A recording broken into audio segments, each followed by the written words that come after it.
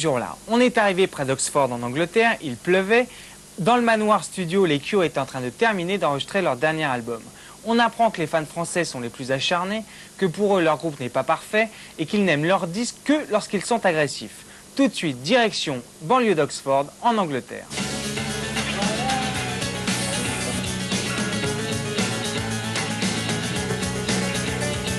We're in the Manor Studios in Oxfordshire, finishing off our new record. Just to feel that the place that you're staying in is like your own home. That's the best ambience for making. The group has found that just to feel that the place that you're staying in is like your own home. That's the best ambience for making. The group has found that that's the best ambience for making a record, just so that you don't have to travel to and from the studio each day. You just live there and it gradually becomes your environment. And this particular studio is very, very comfortable and very homely.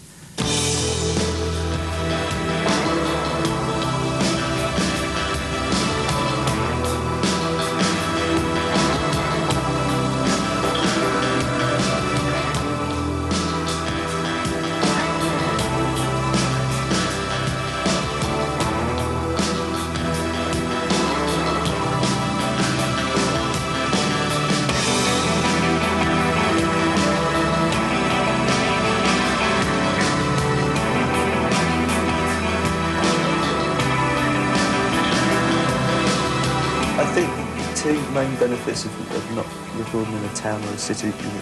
The main one, from my point of view, is that there's no one else about. There's no other people, and so there's no noise. There's no squalor.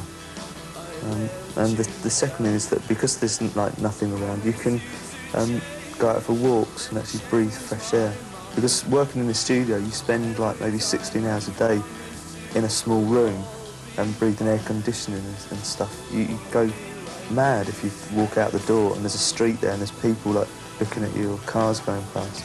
So whereas here we can keep the door open, you can have birds singing and stuff.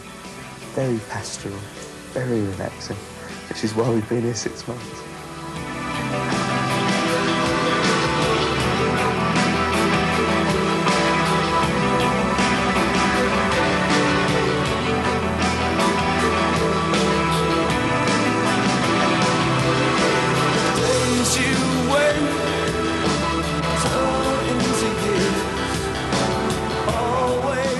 There wasn't so much of a plan coming into the studio and think, right, well, the last album sounded like this, so therefore the next one makes it like this. So such a gradual process. As Simon was explaining about how the demos come together, and they're all voted for. Each song was taken from favourite songs from everyone's demo, and gradually a list builds up of all the songs that we all like.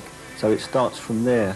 We all like it, and so a certain mood of how the band feels as a whole and individually must influence the songs we choose to go on the record, and gradually that becomes the mood of the album and sets the style of the next album, rather than thinking, how will this one sound?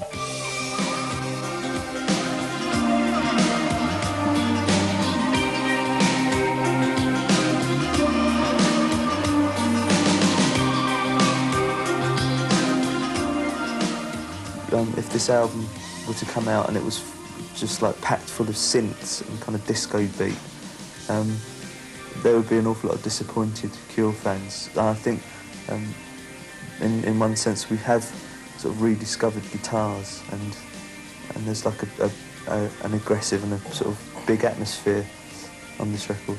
But I think most Cure fans, having said that, I think most of the people that call themselves Cure fans like Disintegration as a whole record. I think they were pleased with it. We were all really pleased with it. But you can't really be bothered to please everyone. But if you please generally, you please less well.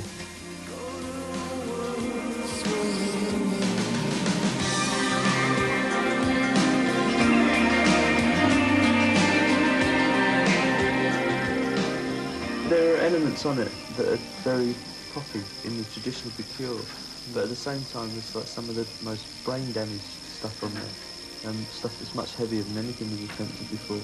But that's what I was saying, the diversity of the album makes it very difficult to say this is you know, anything. It's like, you say it's a really heavy album, people think, oh no, it's a heavy Cure album, but parts of it are incredibly heavy, but some of it is like the most lightweight sort of idiot music.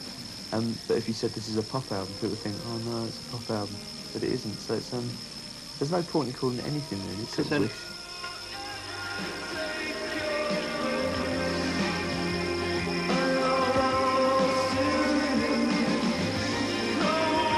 It's very, very peculiar in France. It's about the weirdest country, really, for Cure fans in the whole world, because they're very intense.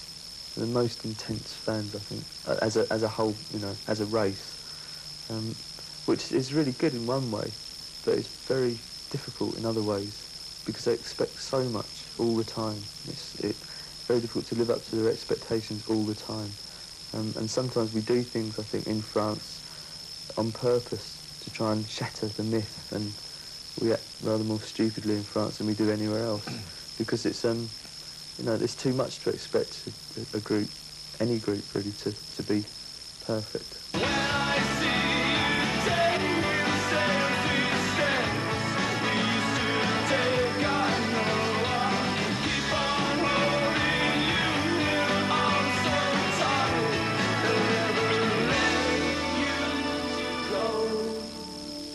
Well, we have sort of like vague plans. We know that we're going to play in Britain in April, and we know that we're going to play in America and Australia in May, June and July.